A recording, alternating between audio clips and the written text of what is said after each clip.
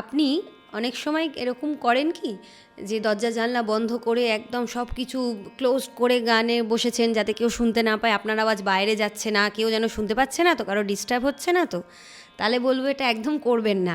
এটা খুব ক্ষতিকারক আপনার জন্য তো বটেই, এবং প্রফেশনালি যারা গান বাজনা করবার চেষ্টা করছেন বা ভাবনা চিন্তা করছেন তাদের জন্য খুব ক্ষতিকারক।